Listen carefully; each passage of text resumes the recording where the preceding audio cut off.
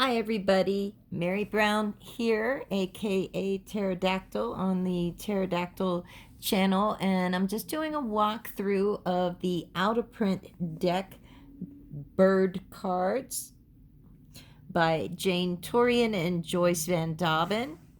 Bird cards, the healing power of the bird kingdom. We look at the back of the box. It's a nice sturdy box, by the way. The healing power of the bird kingdom. Discover the remarkable healing power of birds and how they can support us in our daily lives with this powerful deck. Bird cards reveals the characteristic energies of 55 well-known and lesser-known birds, along with meditative affirmations to bring extraordinary clarity and insight to the issues we face every day. Connect with nature and discover the wisdom of the bird kingdom for yourself. The pack contains 55 beautiful bird cards and an 80-page book. And these are out of print. I know I bought them, I feel like it was maybe 2015, 2016, around in there. Haven't really used them. Just, it's like, I don't know, it feels like they went out of print suddenly, and then all of a sudden they were, like on eBay and stuff, but like expensive, like ridiculously expensive. I paid $18 for these when they were brand new. I'm trying to let you see the artwork. This, of course, is Goose, card number 29. I don't have these. I shuffled them at some point, I guess, but again, I don't really work with these, but they are beautiful, and I just wanted people to be able to see them. This is the Rooster, card 53. This is the Plover, card 28. Sparrow, number 6. And the Pheasant, look at that. Just the artwork is pretty, number 35. Pheasant. Stork is number 15.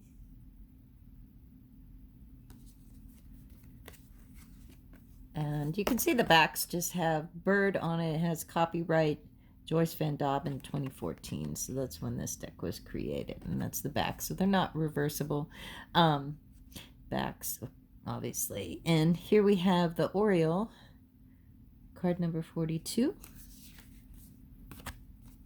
The Crow, card number 10. And you notice some of the detail. You see, like, the flame coming out of the pyramid in this, and the sort of, it's almost like the ring of fire eclipse that we just had, isn't it? So that's interesting. Maybe we're in the time of the crow. The bluebird of happiness.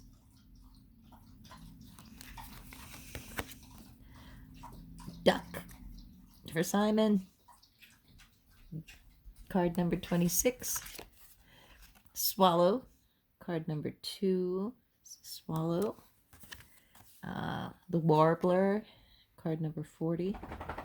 Warbler. Parrot, number 5. Lovebird, number 37.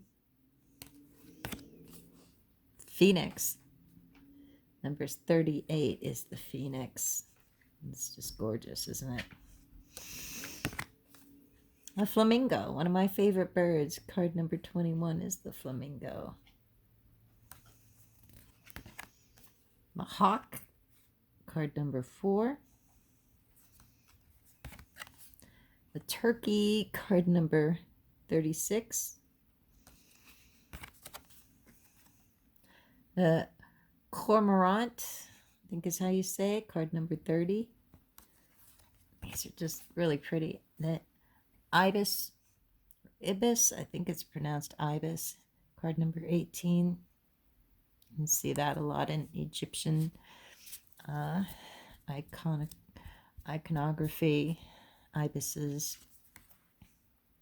Woodpecker, number 52. The roller, number 41. The hummingbird, card number 32 is a hummingbird. The Shrike, card number 48. Wonder if that's what it sounds like. Shrike, Shrike. And see the sword and the cross. The sword with the sort of ruby on the handle that's emphasized, and the cross in the background with the light emanating from it. It's like sticking on top of a mountain with the clouds coming through the clouds. It's kind of dramatic for the Shrike. I'll have to see what that, let's pull that one out and just see later on in the book what that means. I'll go through the rest of these. Number 25 is the heron.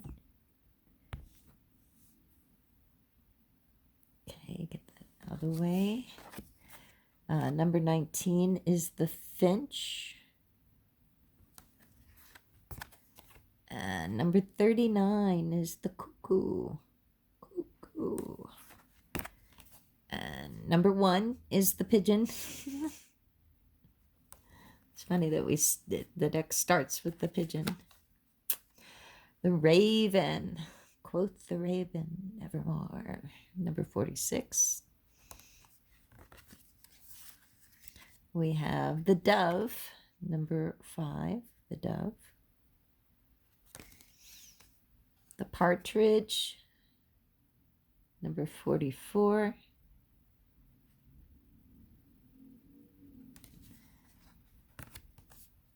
Pelican, number 22. The thrush, number 8. The swan, number 12. The eagle, number 13. The penguin, number 27.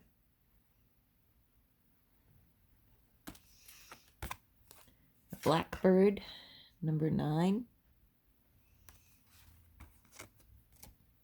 Seagull, number 24. Sunbird, number 33. Peacock, number 11. Kingfisher, number 23. Wren, number 49.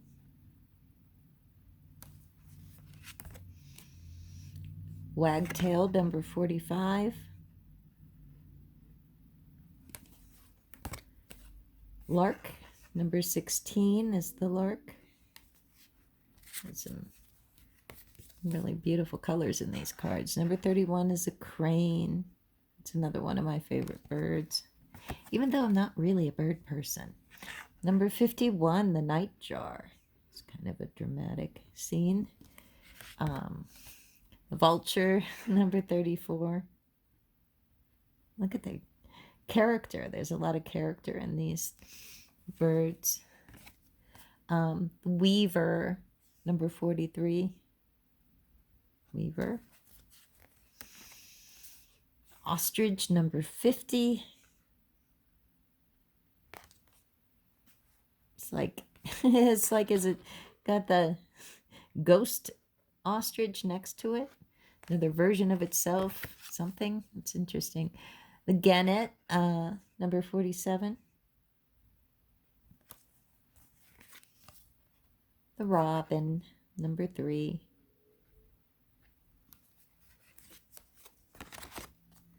The nightingale, number 17.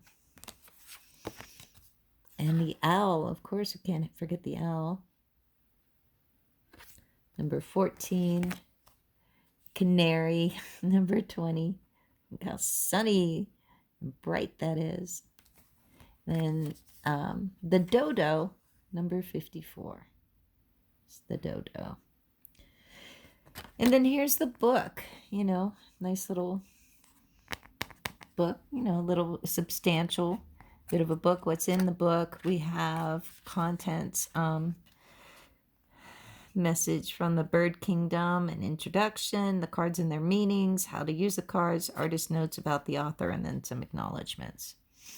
So there's no real spreads in this. It starts off with a message from the bird kingdom. You're moving on the wings of light to a new harmonic. We know about sound and we know about flight. We can lift you up and help you to fly. These bird cards are given to you all to connect you with us so that we can begin our task of moving you to this lighter expression of yourselves. We do things joyously, so this will be joyous too. Each of you is beautiful beyond your present, very limited conception of yourselves. We see the beauty in you. We know where you have come from and we know where you are going. Come with us. Don't ever get bogged down in fear and apprehension about this process of becoming a lighter version of yourself. Just ask us to be there and we will. We know that it is difficult to be in a physical body. We can lift you up until you remember who you are. And then there's an introduction, and the author, Jane Toerien, said the process of bringing these bird cards to birth has been its own soul journey full of mystery and deep meaning for both myself and my companion along the road, Joyce van Dobben, who brought the text to life with her exquisite pictures. So she's the artist. It began just after New Year 1999 in Cape Town, South Africa. At the time, I was doing counseling work, helping people to access and clear deep emotional issues, and I often used oracular card sets as a fun way to help reflect back to the person what the issues might be. I also enjoyed using flower essences for myself as a gentle vibrational healing tool to cleanse and heal the emotional body. I've always felt very connected to birds, and I have been playing with the thought that if flowers offer vibrational healing to the world, maybe in some ways birds are offering healing too. That particular evening, I settled down for a meditation and found myself drawn into a very deep, still space inside myself. From this still space, my inner voice spoke clearly to me.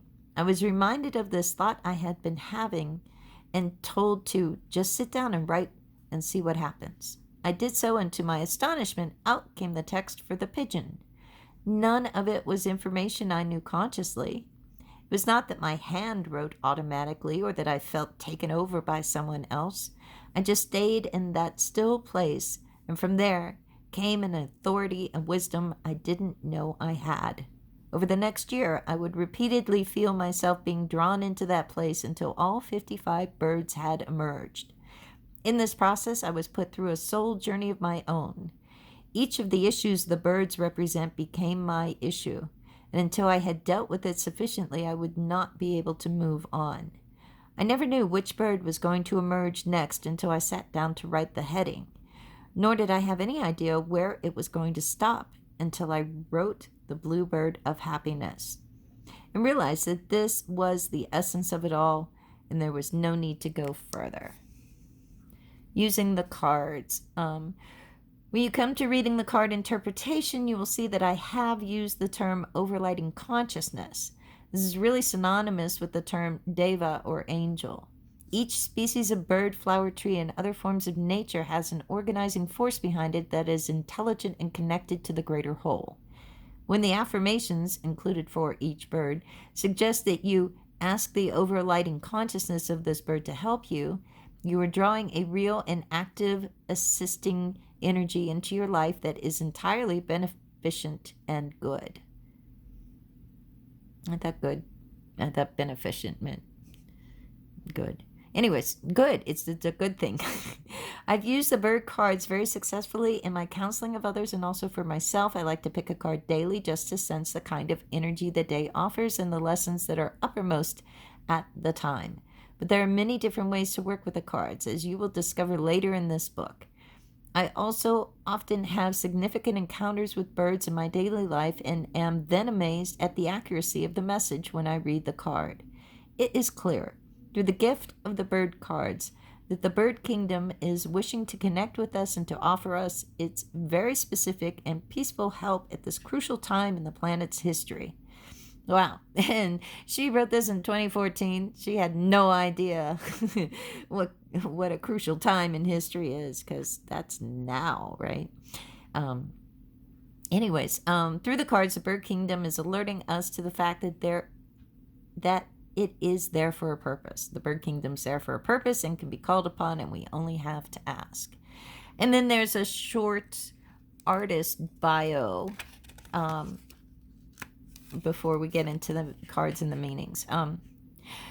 The artist's story, Joyce van Dobben. 2 weeks after I had sent out a request to life for a new and uplifting spiritual art project, I was put in touch with Jane, and a very rich and wondrous creative process started for me. The sequence in which I drew the cards was different to the sequence in which Jane wrote them. I just listened to the inner impulse of the bird that was making itself known to me, and the order in which they came was part of my own individual birth process. The symbols I chose for the backgrounds frequently came to me at the most unexpected moments. I would make notes of them at the time because often I did not yet know how or where I would use them. I also intuitively chose the gems and minerals illustrated. It had to feel right. For the dodo, for example, I felt very strongly that I should use snowflake obsidian and a volcanic mineral. Wait a minute. Where is the dodo? Let me just look at the dodo. Oh, here's the dodo. Okay, so there. That's the card she's talking about here. So, snowflake obsidian are all the stones. That's all, the black and white. For those who aren't familiar with snowflake obsidian, that's the stone there. So she said, the dodo, for example, I felt very strongly I should use snowflake obsidian, a volcanic mineral, and subsequently discovered that the dodo had existed only on 2 volcanic islands, something I hadn't known. There are detailed explanations of my choice of symbols in the artist notes section in the back of the book if you'd like to explore this further. Often, the bird I was drawing appeared to be synchronously,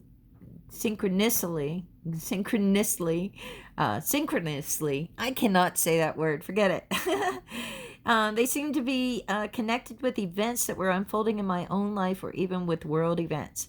I'd almost completed the roller when, on September 11th, 2001, the Twin Towers of World Trade Center in New York collapsed. It felt to me as if the bird energy was offering the possibility of waking up to our true selves beyond separation through this synchronicity. And the bird that felt appropriate to draw after that was the cuckoo, signaling the start of a new cycle. The bird kingdom has much to teach us, and I'm so grateful to have been involved in this unique project. Okay, there you have it. So you have those kind of introductory notes, the message from the bird kingdom, a message from the author, and a message from the artist, and then each has like a small grayscale scan of the cards along with the meaning, and it ends with an affirmation. And the card that I picked, I was wondering what if the message at all would fit with the symbols, was the Shrike, card number 44, because I thought that sword and that cross kind of stood out to me. It's like he's standing on a thorny branch too. But card number 48, I'll look that up. Okay, so Shrike, and in the descriptions of the cards, it kind of starts with like a little, what do you call it? Little explanation, I guess, or description of the bird itself.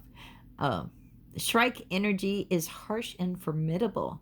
The butcher bird, fiscal Shrike, which impales its prey on thorns and barbed wire, is an accurate expression of what this energy feels like. Geez.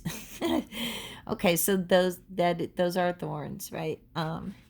So then in the card, in the book here, in the description of the card, it says, if the Shrike resonates with you as a symbol, then you are a powerful force to contend with. Always align yourself with your highest good when you use the Shrike type energy. Otherwise, the potential destructive impact of its ruthlessness may become too strong. Stand in your own truth, and then you can cut through old forms with wonderfully uplifting effect. And then the next two paragraphs on, what it can mean in a reading. In a reading, if you've chosen the Strike card today, It's because you are in need of Shrike energy to be callous and ruthless in some area of your life. Sometimes Shrike energy is necessary to get something done or to remove someone who is jamming up a process that needs to move forward. Here you need clarity and intent and absolute trust in your own power to create good. Shrike energy often manifests with anger.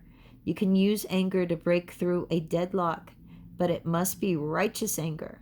Don't cast blame or diminish someone else's worth. Use the anger like a sword to cut through what is obscuring the real issue. Then you will be using Shrike energy in a very healing and constructive way. If you call upon the overriding consciousness of the Shrike to be with you when you strike, you will find that the rapier thrust of the anger is absolutely effective, and that you can distance yourself from the turbulence the anger produces in you. And the affirmation at the bottom of this is, I ask the overriding consciousness of the Shrike to be present as I align with my highest good to break through this situation.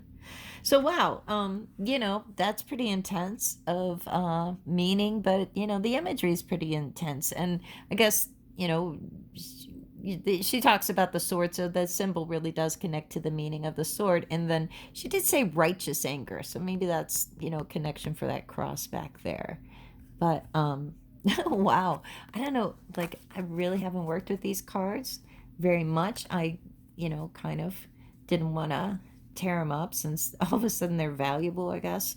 But who knows? It's hard to tell. But they are gorgeous cards. The interesting, very different. And again, these came out. They're out of print now. Connections Book Publishing. Printed in China, like all good cardstock seems to be, right? The cardstock's okay. It could be better. I think, with a lot of use, you'd see like some wear and tear on them because they feel like kind of unfinished on the edges of the cards. Like I haven't used this deck, and you can just tell like it's not gonna last because they're unfinished on the end. They look like a little bit uneven there, and so I could see the blue on the edges like that. If you can see what I'm talking about, it's very slight, but just like a few dots. And it's not like the cards were chipped or anything. It's just that I think if you shuffled them a lot, especially if you riffle shuffled them, they would probably start chipping a lot. So, and it's just, they're thin, I mean, maybe with a different finish, they wouldn't feel so fragile. But it is what it is. And those are the bird cards. Thanks everybody for watching this walkthrough, and be sure to click on the playlist to catch up with the Tarot Today show, and there's a rock for that, and previous shows like the Psychic Saturday show and Mystical Musings. There's a playlist for each of them on my channel. Have a good week, everybody. Bye-bye.